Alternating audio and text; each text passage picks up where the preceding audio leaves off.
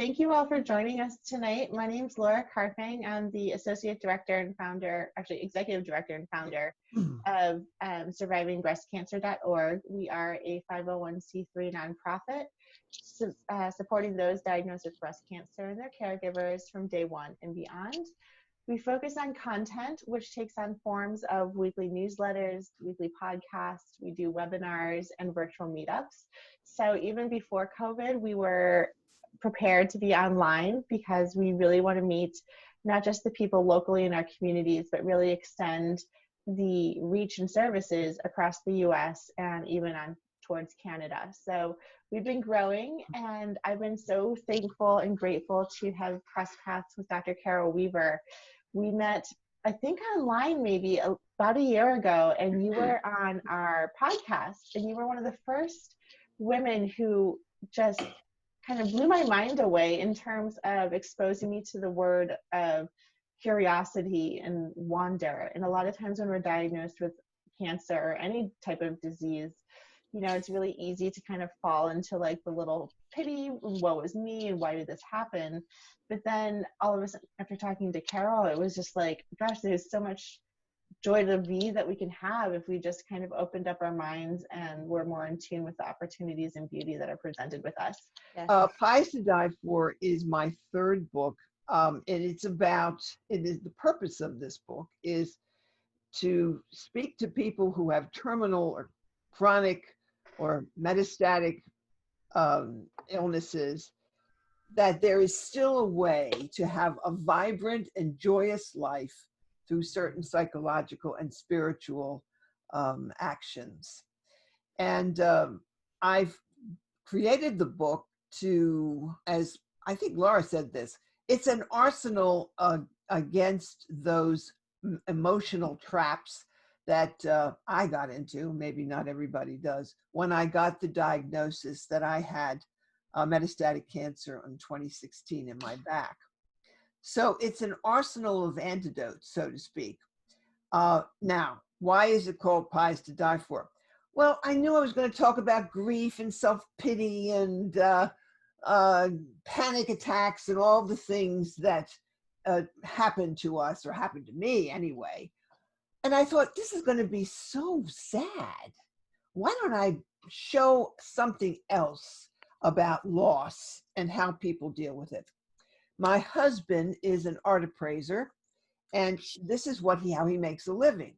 He goes to people's homes and institutions where there has been damaged or lost art, or sometimes art that's going to go after someone dies for estates, or sometimes after a divorce, art, a Rembrandt painting, for example. How do you divide that in a divorce? So death, debt, divorce, and disaster is how my husband makes a living. And I thought, gee, that would be kind of fun to weave these stories in, along with the idea of confronting a kind of loss. Let's entertain, or at least divert people with these little stories. So the first of these stories, I'm going to tell you now. It gave me the title. When I had the diagnosis, I was pretty devastated. It scared the hell out of me. But Ken went off to work, and he came back and he said, you know, it was the weirdest thing. I was called up and said, come and do an appraisal at this camp, this camp where there are small houses for a $15,000 bed. $15,000 bed in a trailer. So he goes there, and indeed it is not the kind of trailer with wheels, but a double wide, they call it. And he goes inside, and it's a relatively okay house, but a little small. And in this one room is shoved this rather ornate bed. It wasn't worth $15,000, but it was worth about $5,000. So Ken looks at it. This woman comes out in a walker, and she starts talking nonstop. He looks at the bed, and the headboard has a huge hole. You enlarge this. Yeah. has a huge hole in it, and there's other damage. And the woman says to him, "My son committed suicide in the bed. He shot himself with my lover's gun. Oh. And I want to have the bed repaired." So Ken does the pictures and he does the measurements and he goes through this and he leaves. And he's a little bit shaken. So he says, "I think I'll go get a cup of coffee or something." So he goes into the little town, and the little town is something out of Gunsmoke. The hotel is very old fashioned. The library was as big as a latrine, and there was nobody around. There was one shop that looked kind of alive. So he went into the shop to see what was there, and it turned out to be a bakery. And the man who owned it was so happy to see somebody to talk to, he immediately accosted Ken and engaged him, told him about his store and how he made all the pies by absolute scratch. And he also said to Ken, when Ken said, "Do you know about this incident of the guy who committed suicide?" And the owner said, "Oh, yes, he was 21. He couldn't get a job. He stayed at home with his mother, usually sleeping most of the time, and grabbed the gun of his mother's lover and shot himself." So Ken got that as much of the story as he knew. He left the shop with this strawberry rhubarb pie for me, and he turned around, and the name of the shop was Pies to Die For. So I took that title to mean a metaphor for what I really want to talk about, what I do use as a theme throughout the book. You've got, in life, you have these incidents so often where you have this wonderful thing that's happened and then a terrible thing, a weird thing and a beautiful thing. For me, it was holding my first grandson a month after this diagnosis. So I'm holding my grandson, Mac, knowing that I have a death sentence. In a way, it is pies to die for, but one writer called it acute simultaneity. So that's what we have to deal with. And actually, it's really part of the vibrancy of life. So that's the reason for the title. And in, in order to make it even more fun, I've included some parallels with Chinese astrology. I wonder if anybody knows about Chinese astrology. You can put your comments in chat as we go through here. Laura, would you take us to the first slide? Yes. So the very first problem for me was an overpowering sense of grief. I had a wonderful life. I had a new husband, relatively new husband of a few years. I was a writer. We traveled. We had a lovely social life, and this seemed to be all taken away. I've included here the character of the rat, the first animal in Chinese astrology. Anybody know what the rat is? Anybody can jump in here if they want to make a comment. The rat for the West is not as an attractive character as it is for Chinese astrology. The rat is very, very loving and very smart, and also a great collector. My husband is a rat, not in the Western sense. He is totally a collector. We have 20,000 books in the house, and he keeps buying them. But they're also very charming. So the rat is here to represent grief. How did I manage it? How do I manage it? Because it comes back every once in a while. Well, I read the Dalai Lama's book on joy, and what he says over and over is compassion is the key to everything. Certainly it's the key to happiness. And he recommends when you have a great grief, try to look at somebody else's problems. The children who are at the borders. Look at what we have around us with the virus. How many people are suffering in the nursing homes in downtown New York City? To look at somebody else's problems. He says it won't ease your own, but it will slightly lift that burden. And I've found it to be true. If he can recommend compassion, the Dalai Lama had quite a life, then any of us can understand it. I have here the definition of philanthropy was one word by the man who founded the Salvation Army. He said, somebody said, what is philanthropy? What is caring for other people? One word, others. Now, the story, the appraisal story that I chose in this chapter is very much a rat-like story. It's about hoarders. Very often Ken has to go into houses where literally there are just trails around the living room or the dining room as people collect everything from Chinese food wrappers to straws to envelopes from the mail, all kinds of things. And there's a very interesting story about a banker who had a hoarding house. I won't divulge it, but it's almost like a mystery. He looks wonderful when he goes to work, but his home is this place where there's mail from 1937 on the ping pong table, and the kitchen walls bloom with all kinds of pots and refuse of food and so forth. But he looked great when he went to work. Then there's the problem of his mother being in one of the upstairs rooms. So anyway, that's the chapter on grief. I talk a lot more about ways in which to handle it, but those are some of them. In the next slide, we go to the ox, much bigger animal. Anybody an ox here? I would love to know.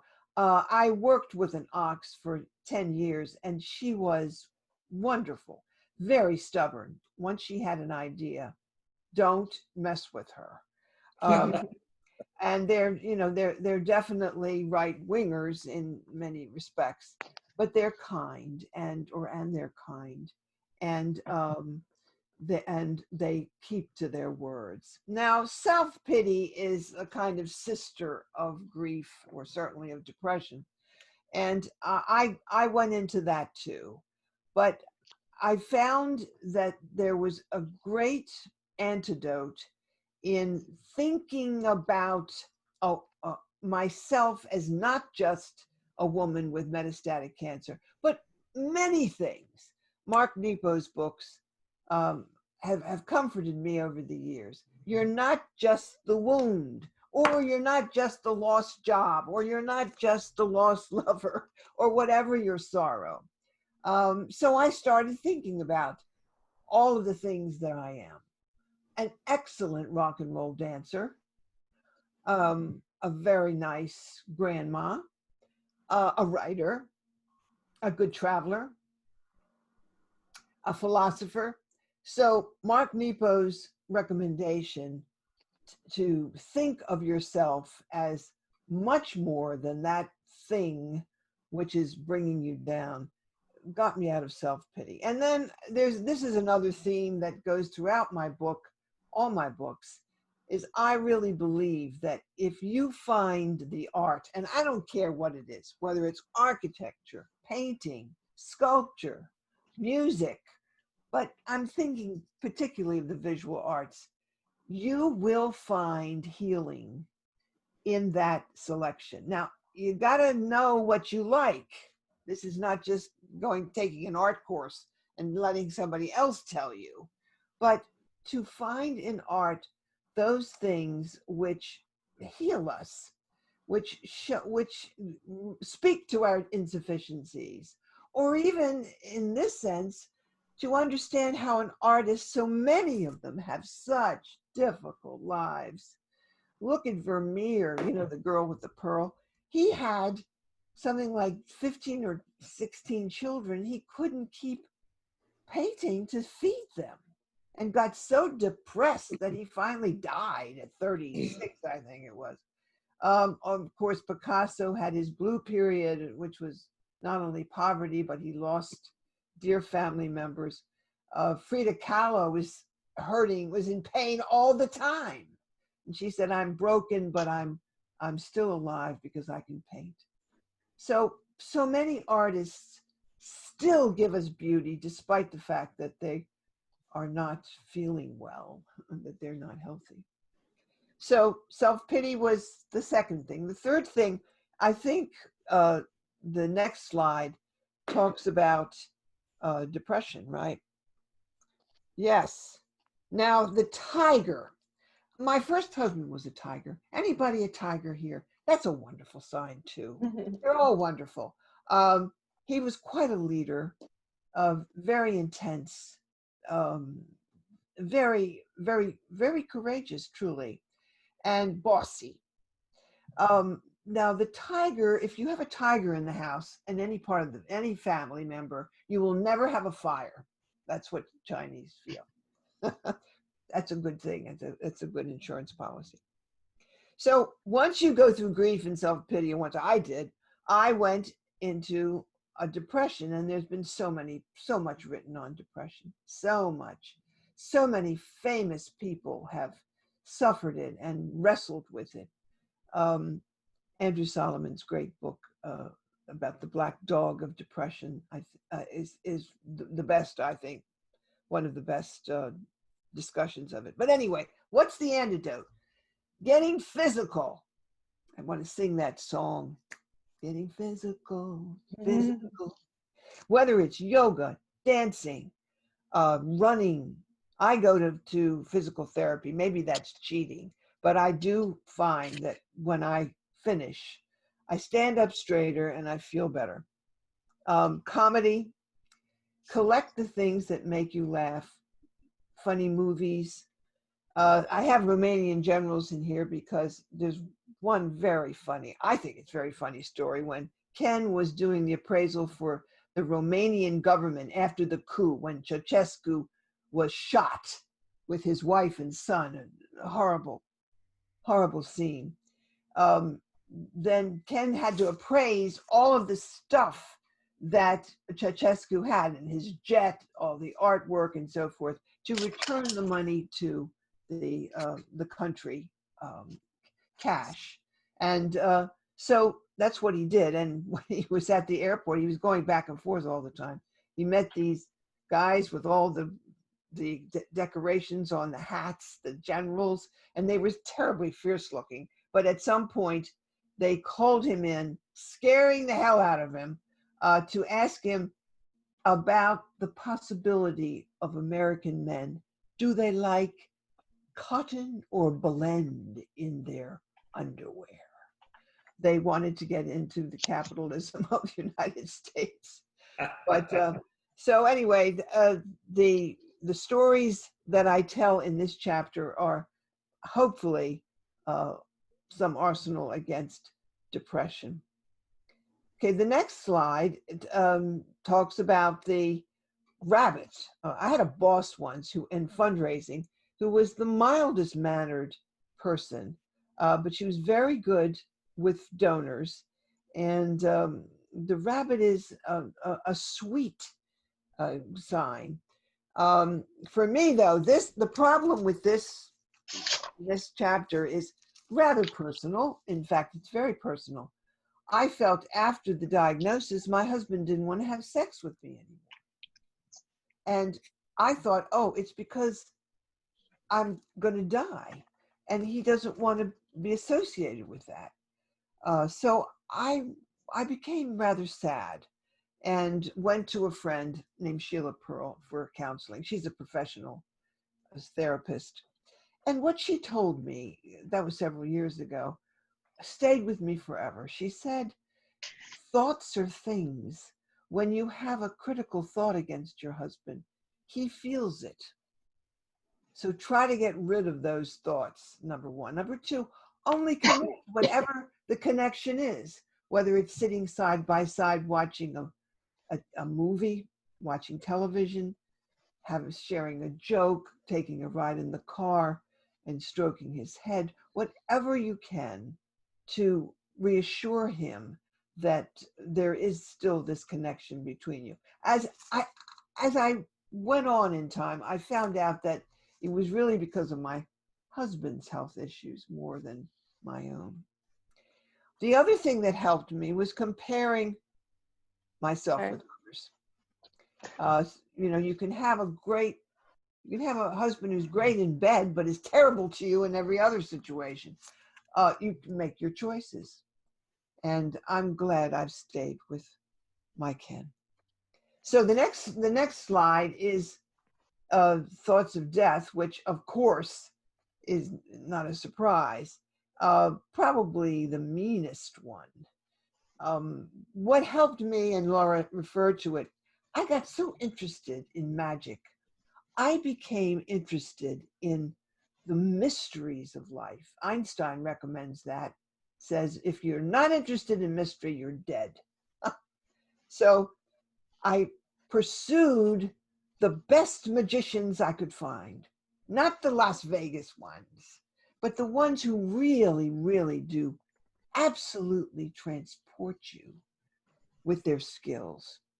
Nate Staniforth has a wonderful book called Here is Real Magic. The magic, the sublime. You know what sublime means? It means when you see something that's so beautiful, but it scares you. It's a little bit like magic, like the first time I saw the Alps when I was a young woman in Germany, in Germany. And I wept because I was terrified, and I was so moved by its magnificence. Wonder is another one. The example I always go back to is the Grand Canyon. They did at UCLA this study of the seniors. They took seniors and they put them in front of the Grand Canyon for an hour, and they swabbed the interior of their mouths before and after, and they found that the good cytokines had increased in their blood. You can change your body chemistry with wonder, with the sublime, with magic. So yeah, the story of Fat Arnie is a little bit obscene. So I'll save that until you read the book. But he was a crook who got friendly with Ken and told him some very funny stories. The dragon. I love this sign. The dragon is probably the most glamorous of the Chinese zodiacs. Very charismatic. Anybody a dragon in here? That you almost can recognize them. They stand out, and that's why the Chinese usually use the dragon to usher in the new year, which, by the way, is not like ours. It probably happens in most cases in late January or even early February. So if you were born in a year in December or January, you have to look carefully to see what the dates are, or you'll be just a sign before. Okay, so after thoughts of death, what else can there be? We have information overload. Well, I found it. I was on the internet looking everywhere for cures and what's happening now, and it just drove me a little bit crazy. So I finally had a friend who said, "Stop. You need to be selective about what you're reading on the internet regarding cancer cures," which was a wise thing. The snake for the Chinese is the ultimate wise symbol. My beloved sister-in-law is a snake, and she's all of these qualities. Always wise, always generous, and very charming. So wisdom is the first antidote, and then I like the particular site by Ty and Charlene, called The Truth About Cancer. And the reason I like it is because it's wide ranging. Their conferences are just amazing. They have like 45 experts talking for 10 or 15 minutes on the various new therapies for cancer. And it's much more interesting, and it seems more reliable because they're not saying one thing works, but you see what an industry this is, and how many allopathic, how many naturopathic remedies there are, and some of the stories are remarkable. So I would recommend The Truth About Cancer. The story of the purse is how outrageous people can be. They'll call Ken up and say, I want to get $1 million for this purse, and they'll send him a picture, and it's a picture of something done by Van Gogh or Reichsdale or something, and he'll say, well, why do you want $1 million? He said, because the man I care for, the elderly man, is willing to give me $1 million for this purse.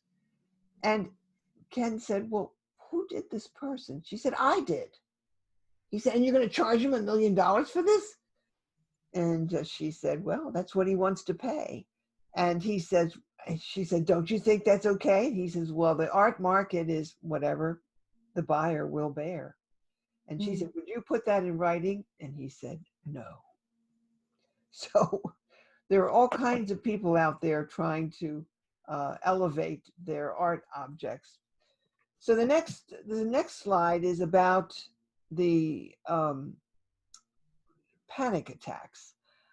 There are, of course, legitimate panic attacks, and I'm not eliminating them. And people do suffer from them. And in the book, I give you some examples of legitimate ones that can lead to serious health problems. And the kind that would have every once in a while, I would just say, oh my God, I've got metastatic cancer. I don't know how long I have to live. So when I would suffer this, I'd go down and hit my Tibetan singing bowl, which does that thing with the alpha, theta waves in your chest. Have you ever seen you can find them online. Mine is quite big, and all I have to do is hit it a couple of times, and I get calm. And then the other more substantive one, and Laura's going to speak to this, is Kelly Turner's book, Radical Remission.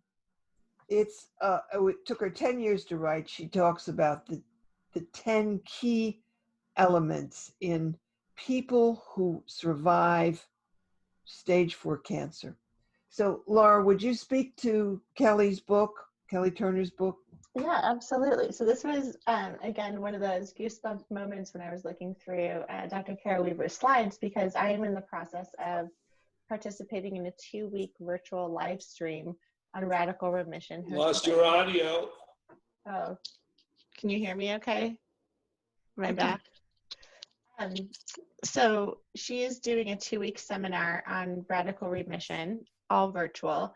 And her book actually focuses on her in-depth study of 1,500 case studies that have been published in peer-reviewed articles of these radical remission cases of terminally ill people who have used some combination of Western medicine, but mainly alternative and integrative medicines to miraculously heal their tumors.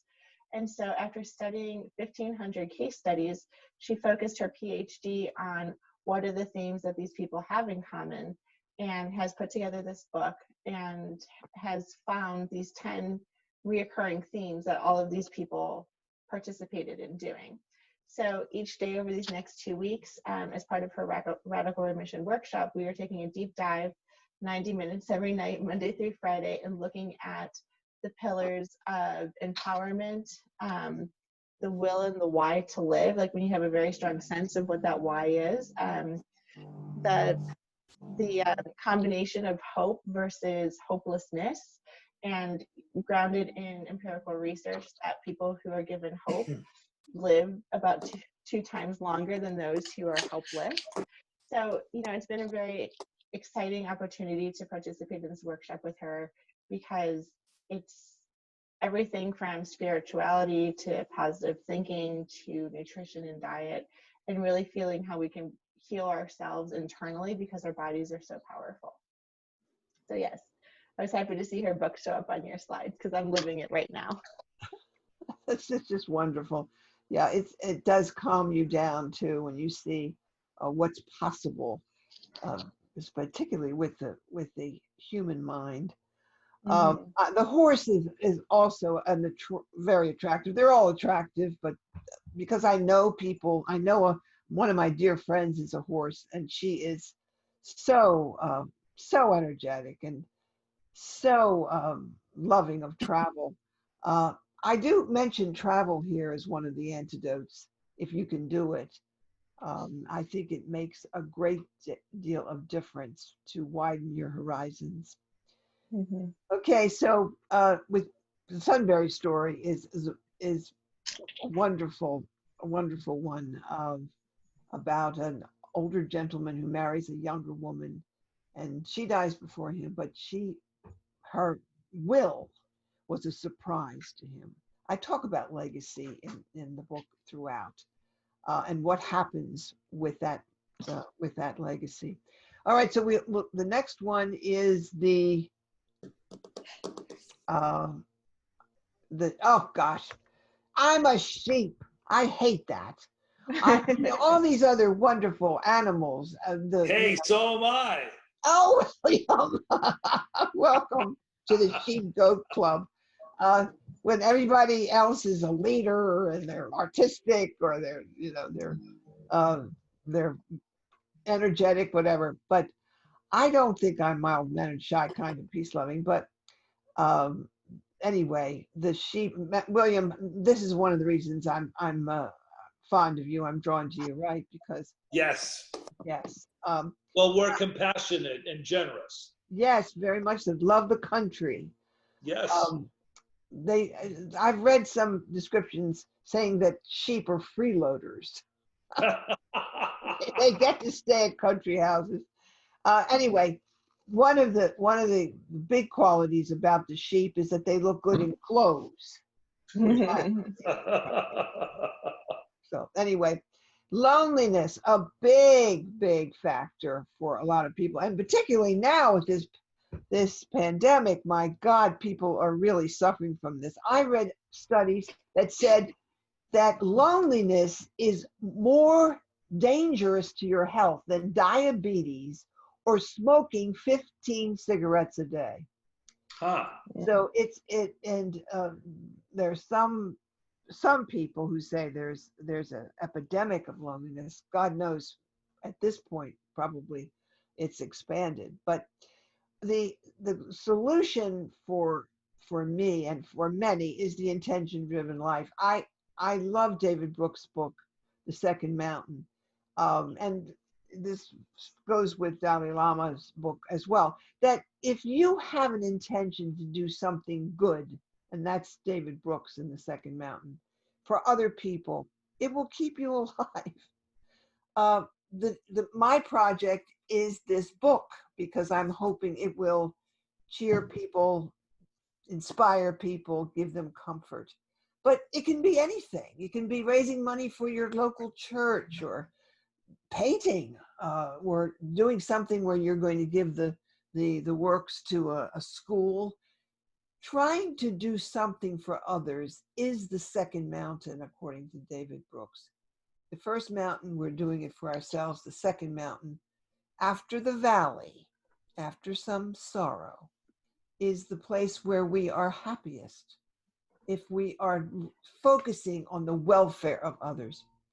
And expanding the frame does take up, in a way, Mark Nepo's thought, but Ken Silvestri's written another wonderful book about how you can look at yourself and your life and open up that frame to embrace everything about your life, and how that will put in perspective whatever sorrow you're dealing with. So it's again not languishing on your own problem, but looking toward others. I even have a little area on fundraising. You can do fundraising from your home, and it's fun. It also is forwarding somebody's mission, a church, a school, and also the sorrows and the difficulties that people are having today as we speak. The next frame is, I should have these animals memorized. My son, my older son, James, is a monkey. He is Seth Rogen's producer in Hollywood, and he's very much like a monkey. This reminds me of those guerrilla attacks. I'm sorry. I just am, I hate those iBrands ads. They make me feel so bad. I did take it 4 years ago, and it was very, very hard on me. I had to stop.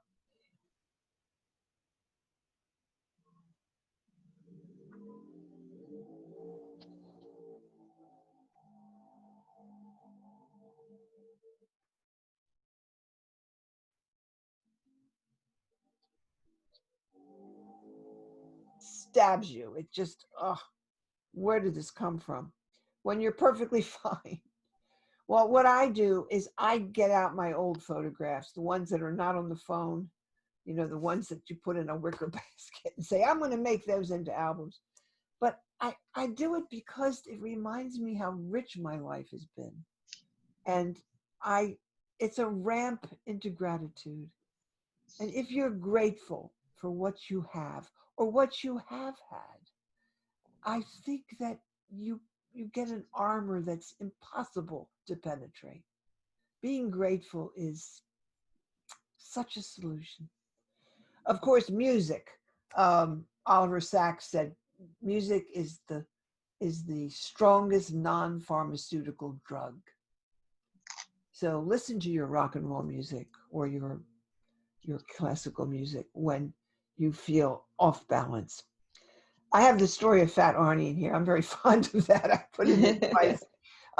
But again, comedy is always helpful. And I have a couple of funny stories in this chapter too. The next animal is Laura. Laura is a rooster. I am. Tell us what a rooster is, Laura. You know what it is. You are one. Well, I didn't realize, but this makes a lot of sense. Independent, practical, hardworking, observant. That pretty much sums it up. Now they're the best working partners. My mother was a rooster. She's very energetic. My best friend Diane, one of my best friends, is, and now Laura. So the rooster is a lovely sign. I put it next to pain. This was a hard chapter for me to write because I don't want to tell people what they do about their pain. I think it's a very personal thing. But I think you have to experiment. I was put on opioids in the beginning and I couldn't stand them. The side effects were terrible. So they kept experimenting. It took about 3 months. I remember the fentanyl was given to me the same time that Prince overdosed on it. Anyway, alternative acupuncture, massage, there are many other ways of dealing with it. But I take gabapentin. I'm going to be honest with you. I take it 3 times a day. Works beautifully for me. I think you have to call the shots. You have to be the one to say, I can't tolerate this, or I need something stronger. And the stories about Imelda Marcos, I'm particularly fond of. Ken did the appraisal when the Philippines kicked her out because they spent too much money. And I think they did probably steal a lot of money and have artworks done and so forth. So there's some interesting insights. I even got some of her linen because Ken worked on that appraisal. Her sheets, which were made of this stuff called piña, almost like silk, and her tablecloths. The embroidery was unbelievable, is unbelievable. I have one more left. Anyway. Did you get any shoes? No, I didn't get any shoes. I would have been the wrong size, but everybody thinks she bought those shoes. Do you know, William, she was the head of the Guild of Shoemakers in the Philippines. And I didn't know. in order for anybody to rise up through the ranks, to go from apprentice to a master, you had to create a perfect pair of shoes and give it to the head of the guild. So every year she got a pair of shoes, whether she wanted it or not. It wasn't because she went into Payless and went crazy. It was because this was part of the tradition of the craftsmen in the Philippines. Interesting. Now the rooster is followed by, and Laura, what is the next slide? It's The dog. Doctors. Laura said the same thing to me. You need a team, and you have to shop for them. When I first found out about the cancer, I went to Sloan Kettering, fancy doctor. Oh my God, she was the head of the whole department, and was a lovely woman, but she had no bedside manner. She was a research scientist, and I couldn't reach her on the phone. So I just said, no, I have to find somebody else. And I'm glad I did. I love my oncologist now, but I have a physical medicine person. She's not a PhD, but she's very, very good. And I have an integrative doctor, Dr. B, and and a pain doctor. Mm-hmm. So, and I also have an Japanese acupuncture person I go to. So, but this book, oh boy, Lissa Rankin. Everybody, after this, you've got to go to YouTube, sit there for 15 minutes, and listen to Dr. Lissa Rankin talk about mind over medicine. It is unbelievable what she says. No, it's very believable. Her point is that attitude and your lifestyle, how happy you make yourself, is so much more important than what the doctors tell you. In other words, she gives you, she's not saying the doctors are no good. She's saying that what's powerful is your inner pilot light. What is telling you about your health? The placebo effect is something that she studied for a long time. It's a very, very powerful book, and you can get the essence of it from the YouTube. Okay, we have one more slide. Yes, the pig. My younger son is a pig, and he is absolutely adorable. They're very loving. They're very tolerant. They're very sociable. My brother is a pig. I think they're terrific. They like the comfortable life. And this is the ailment. This is the ramification of this identity, of this metastatic cancer diagnosis, which is part of the gift of cancer, if you will. You discover yourself, or you should discover yourself, because there are people who say, well, I've got cancer. I've got to go to my support group, and I don't have long to live, and that kind of thing. I'm not a joiner of groups. I tried a few, and they just depressed me. But I do belong to the National Speakers Association, which gives me another identity as a professional speaker. I'm not doing much of that these days because of the pandemic. But anyway, this chapter begs you to find your own authenticity. Find out who you are. If you're not a cancer patient, then who are you? At 76, I should know who I am. And I'm asking you to do something that's harder if you're younger and you have a lot of pulls on you as a mother, as a wife, and so forth. But it's very rewarding And again, art is therapy. Uh, this Alain de Botton, here's his book right here. I highly recommend this.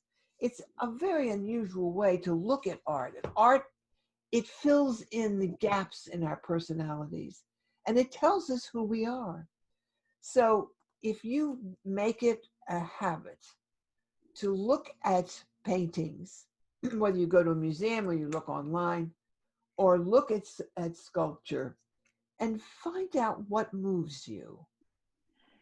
He will give you some guides in here because it's a very interesting book on our deficiencies and how art handles those. Like, we forget things. We forget the beautiful spring day, or even the way we love, that art can show us ways in which we can appreciate the ones that we care for so much.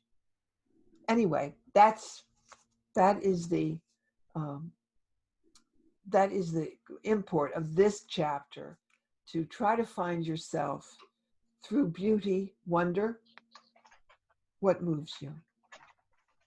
Now, the last slide, and Laura is so clever in keeping these things available, is the recommended reading. It's not everything I've quoted here, and my book has more. But for example, Ingrid Fettel Lee, she's just great. The Surprising Power of Ordinary Things to Create Extraordinary Happiness. And I've mentioned the others. I'm sorry I haven't left much time for questions, but I'm happy to answer them. I'm happy to respond. You ox, you rats, you dragons out there. And I wish you so much happiness and joy in your life. And of course, good health.